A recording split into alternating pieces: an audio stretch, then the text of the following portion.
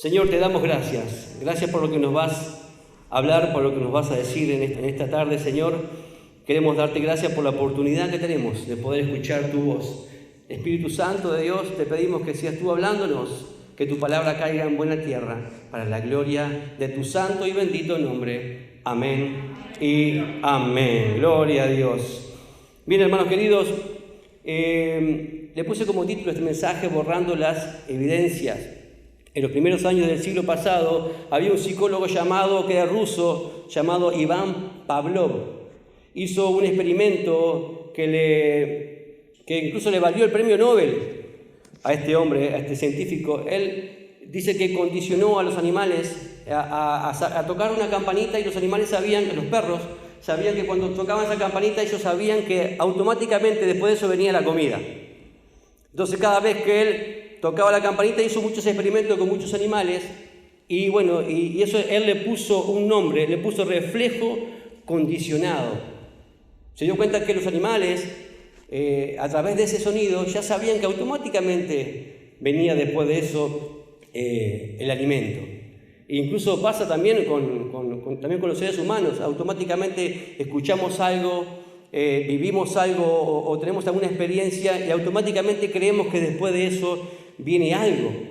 Pero no solo, como les digo, sucede con los perros, también sucede con los animales, como el ponerse, por ejemplo, colorado. Hay gente que, ¿verdad?, cada vez que tiene algo se pone colorado. Es un reflejo condicionado en base a lo que sucede. A mí me pasa muy seguido eso. Y sobre todo cuando me hablan así de golpe, me sorprenden y me pongo colorado. Es un reflejo condicionado. También el transpirar. A veces nos ponemos nerviosos, no sé si te transpiran las manos. Eso es un reflejo también condicionado. Algunos tienen tics nerviosos, otros, ¿verdad?, que son más destructivos, como por ejemplo el beber, el tomar, o les pasa algo fuerte en su vida, ¿y qué hacen? Acuden automáticamente a la droga, al alcohol. Es un reflejo condicionado, o al cigarro, y se sienten como protegidos con eso, y es algo que realmente los destruye y les quita la vida, ¿verdad? El enojo también. La tristeza también es a veces parte de un reflejo condicionado. Hay gente que, o para cubrirse, lo que hace, se enoja con las otras personas automáticamente y como que levantan una barrera y como que ponen, ¿verdad?, un cierto muro, y eso es un reflejo condicionado de algo que quizás les pasó en algún momento de su vida. Y eso también, incluso la culpa también es un reflejo condicionado. Y sabemos bien que eso lamentablemente son reflejos que nos hacen daño a nuestro corazón. Y gran parte de nuestro comportamiento, de cómo actuamos en la vida, tiene que ver con esos reflejos condicionados. Dejamos ahora esos reflejos condicionados y vamos a oír la palabra de Dios para ver cómo el Señor es el único que puede tratar con nuestros reflejos condicionados, aquellos que quizás se ven y aquellos que quizás no se ven, que están por dentro. Vamos a ir rápidamente a Mateo 26. Mateo 26, versículo 36. Y venimos todos de compartir la Semana Santa, ¿no? Una semana preciosa que recordamos lo que el Señor hizo por nosotros. Y quiero ir un poquito antes de que el Señor fuera a la cruz. Acá vemos al Señor en el monte de los Olivos. ¿Lo tienen todos? Amén, gloria a Dios. Mateo 26, versículo 36. Entonces llegó Jesús con ellos al lugar que se llama Getsemaní, y dijo a sus discípulos: sentaos aquí entre tanto que voy allí y oro. Y tomando a Pedro y a 2 hijos de Zebedeo, comenzó a entristecerse y a angustiarse en gran manera. Entonces Jesús les dijo: mi alma está muy triste hasta la muerte. Quedaos aquí y velad conmigo. Yendo un poco delante, se postró sobre su rostro, orando y diciendo: Padre mío, si es posible, pase de mí esta copa, pero no sea como yo quiero, sino como tú. Vino luego a sus discípulos y los llamó y los halló durmiendo, y dijo a Pedro: ¿así que no habéis podido velar conmigo una hora? Y miren este versículo que es muy importante, el 41, dice: velad y orad para que no entréis en tentación. El espíritu de la verdad está dispuesto, pero la carne es débil. Otra vez fue y oró por segunda vez diciendo: Padre mío, si no puede pasar de mí esta copa, sino que yo la beba, hágase tu voluntad. Vino otra vez y los halló durmiendo, porque los ojos de ellos estaban cargados de sueño. Y dejándolos se fue de nuevo y oró por tercera vez diciendo las mismas palabras. Entonces vino a sus discípulos y les dijo: dormid ya y descansad. He aquí, ha llegado la hora y el Hijo del Hombre es entregado en manos de pecadores. Levantaos, vamos, ved, se acerca el que me entrega. Hasta ahí, hermanos queridos. Vemos aquí este momento de Jesús muy difícil, en el cual Él sabe que va a ir a la cruz del Calvario. Yo creo que ese momento fue el momento más duro de su vida que experimentó, porque Él sabía que en poco tiempo iba a ser crucificado. Y no solamente ir a la cruz y a morir por todos nosotros y a padecer, ¿verdad?, el dolor de ser traspasado por los clavos y de ser azotado, de ser escupido y de ser rechazado y que todos los abandonaran, sino que solamente iba en ese momento en la cruz iba a ser el único momento en toda la historia del universo que Él se iba a separar del Padre. Iba a quedar completamente solo, porque todo el castigo de la humanidad iba a caer sobre Él. Pero vamos a enfocarnos en el versículo ahí 41 que dice: velad y orad para que no entréis en tentación. El Señor Jesús, sabiendo por lo que está pasando, le da un consejo a sus discípulos, diciéndole: velad y orad para que no entréis en tentación. Hermanos, eso es lo que nosotros tenemos que hacer para no caer, porque van a venir momentos difíciles en nuestra vida, en el cual después los discípulos lo pasaron, ¿sí o no? Pero ellos ni velaron ni oraron. ¿Se dan cuenta? No pudieron ni siquiera velar una hora con el Maestro, con el Señor. Y después, cuando vinieron las pruebas, se ve que no andaban en el Espíritu porque no habían orado, ¿verdad? Dice, el Espíritu está a la verdad dispuesto, pero la carne es débil. Y ellos no oraron. En Juan 18, versículo 10, vemos ahí, después que terminan de orar, ellos se encuentran con que este hombre que lo iba a traicionar, cuando este hombre lo iba a traicionar, Judas, lo vendió a Jesús por, ¿cuántas monedas? ¿Se acuerdan? 30. Bien, por 30 monedas. Dice que venía, lo besó y lo entregó a Jesús.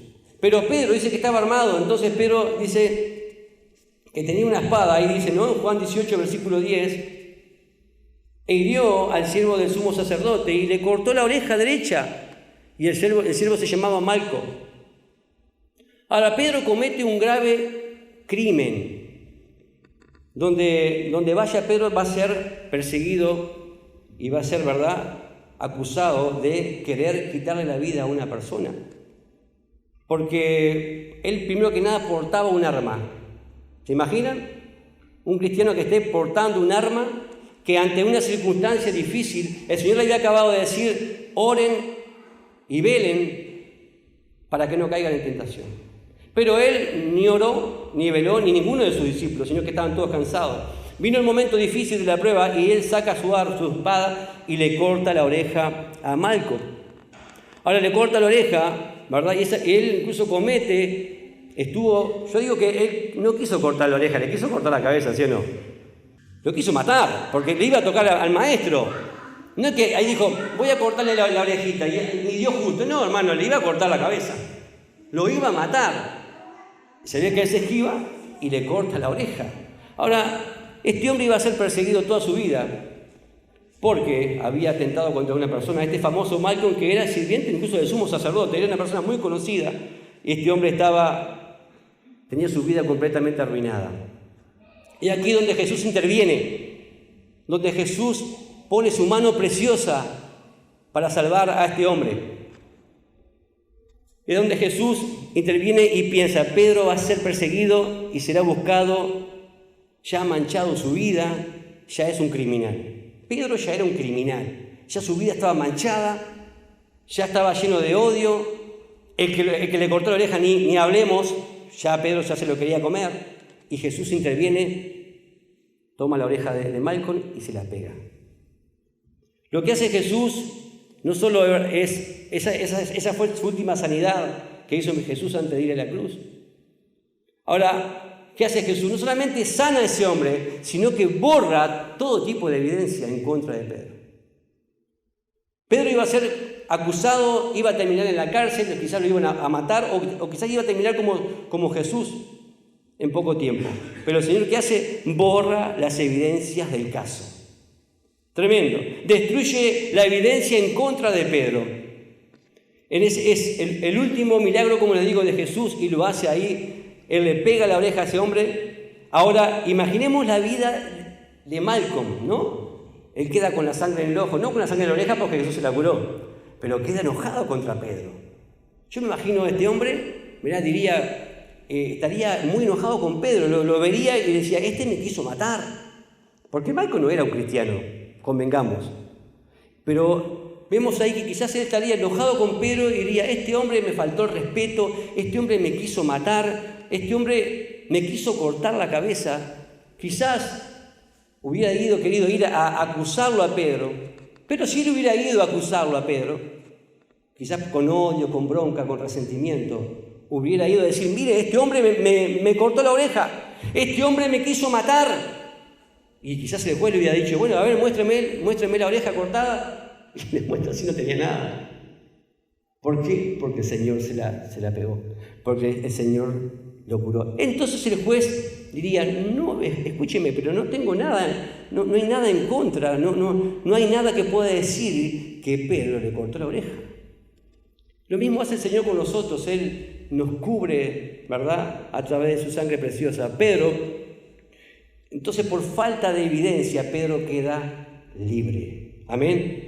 Un día alguien, me acuerdo, que me llama por teléfono y me dice, un ser muy querido, ¿no? Justo era el día de mi cumpleaños, y me llama y me dice, ¿sabes qué? Porque vos hacías esto, porque vos eras lo otro, y porque vos aquello, ¿no? Y me acusaba. Yo le dije, sí, tenés razón. Yo hacía eso y aún cosas peores. Sí, yo decía aquello y aún cosas peores. Pero sucedió algo en mi vida. Yo entregué mi corazón a Cristo, pedí perdón, me arrepentí de todos mis pecados y Él me limpió con su sangre preciosa. Y mi Padre dice en su palabra, en 2 Corintios 5:17, de modo que si alguno está en Cristo, nueva criatura es. Las cosas viejas pasaron y aquí todas son hechas nuevas. ¿Cuánto le da un aplauso al Señor por su palabra? ¡Aleluya! ¡Gloria a Dios! Porque Jesús cuando sana bien. Jesús cuando pone su mano, sana y restaura las cosas bien. Jesús, yo estoy seguro que no le quedó ni una sola cicatriz a Malcolm. Me puedo asegurar que Malcolm quedó con la orejita totalmente nueva. Jesús no anduvo cosiendo, no, se la pegó y sanó. Lo mismo hace también con nuestro corazón, ¿verdad? Me encanta saber esa frase, que de verdad que libre por falta de evidencia. Somos libres por falta de evidencia. Porque ¿cuántos eran santos en su vida pasada? Ninguno, ¿verdad que no? Pero ahora somos libres por falta de evidencia. Porque Jesús puso su sangre preciosa y tapó todo el acta que no se la contraria. Amén. Éramos todos culpables. Éramos todos culpables. Andábamos cortando orejas por ahí, ¿sí o no?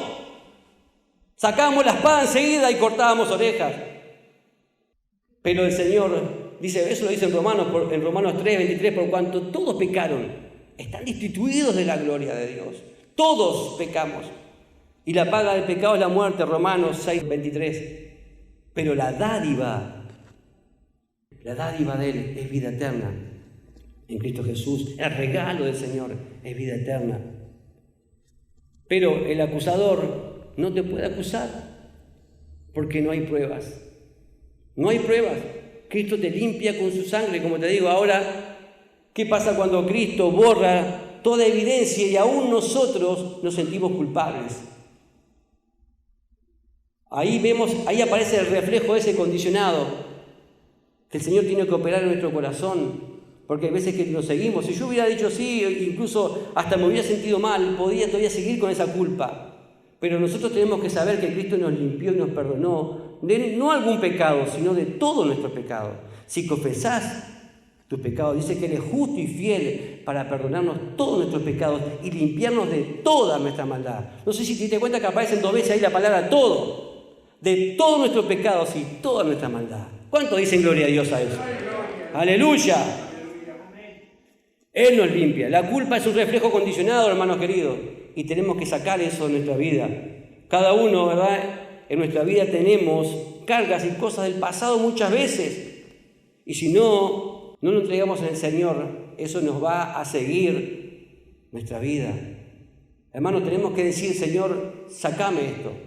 Y saber que el Señor te perdonó. Vos no sos quien para recordar las cosas del pasado. El Señor dice que agarró tu pecado y lo llevó y lo puso en lo profundo de la mar, para hasta Él mismo olvidarse de eso. Él te perdonó. Tenés que sentirte perdonado. Y decís, el Señor me perdonó. El Señor me limpió. Y eso le pasó, incluso ese reflejo condicionado le pasó a Pedro, porque Pedro, cuando niega al Señor, ¿se acuerdan que le dijo, Señor, que antes que el gallo cante, y antes que amanezca, Pedro lo niega al Señor y canta, niega una vez, lo niega 2 veces y canta el gallo. Yo me imagino a Pedro, cada vez que escuchaba un gallo cantar, hay un reflejo condicionado, ahí dice no. Escuchaba un gallito y decía, ay, no, esta vez el gallo. Quería agarrar el gallo del cogote, no cortar la oreja. Ese gallo me recuerda que lo negué al Señor. Cada vez que llegaba el amanecer, se acordaba. Cada vez que el sol salía, negué al maestro. Y cantaba el gallito de vuelta. Y ese era un reflejo condicionado. Hasta que hubo un amanecer que el Señor se le presenta a sus discípulos en la playa y le dice, hijitos, tirá la red a la derecha, ¿se acuerdan la historia? Pero fue también en un amanecer. Pero Él llama a Pedro y le dice, ¿se acuerdan 3 veces? Pedro, ¿me amas? Pedro, ¿me amas? 3 veces. ¿Por qué le dice 3 veces? Porque por cada negación el Señor le dice, ¿me amas, Pedro? Y dice, sí, Señor, te amo. Bueno, una negación tapada. Pedro, ¿me amas? Sí, te amo, Señor. Tú sabes que te amo. Bueno, apacienta mis corderos. Otra negación tapada. Pedro, ¿me amas? Sí, Señor, te amo. Tú lo sabes todo, Señor. Tú sabes que te amo. Otra negación tapada. Y Pedro ahí queda con esa condición tapada. Porque quizás habrá cantado un gallito, ¿no? Porque iba amaneciendo también. Pero el Señor cubre esa falta con esos 3. ¿Me amas? Ahora, ¿por qué le dice me amas? Porque a los que aman a Dios, todas las cosas nos ayudan a bien. Entonces, qué importante es poder amar. Y el Señor, que hizo, sanó ese reflejo condicionado de Pedro, que cada vez que escuchaba un gallito, cada vez que amanecía, se terminó, Pedro, se terminó. Yo pegué la oreja de Malcolm, te cubrí, te sané, te limpié con mi sangre preciosa, te perdoné. ¿Cuántos Pedro hay acá? Pregunto. Muchos Pedro. Y el Señor nos perdonó. Ahora la culpa nos condena, pero la gracia nos da libertad.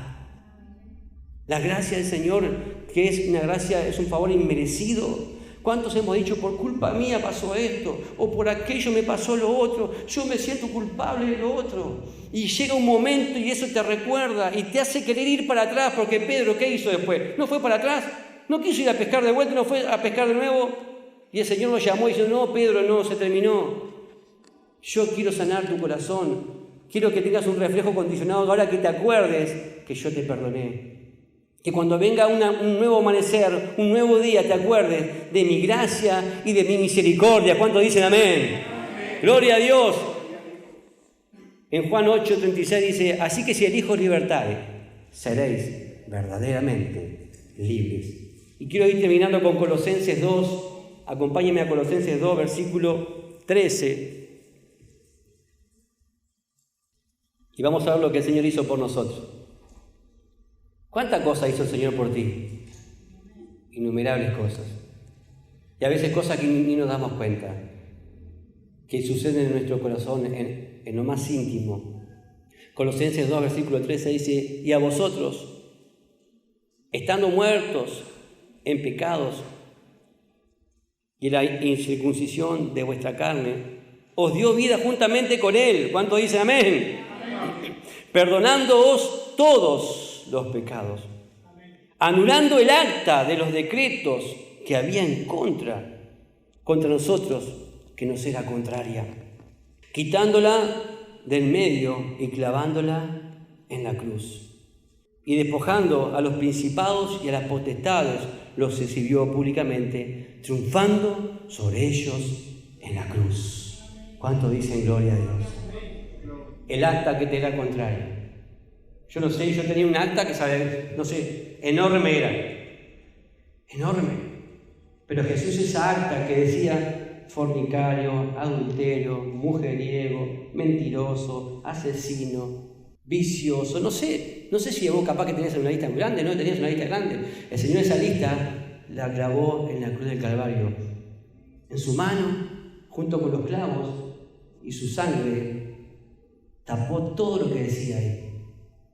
Por eso ahora cuando te ve el Señor el Padre, te ve a través de la sangre de Jesucristo y no ve nada, porque el acta que nos era contraria, el Señor la clavó en la cruz del Calvario y nos dio salvación y nos perdonó todos nuestros pecados. ¿Cuánto dicen gloria a Dios?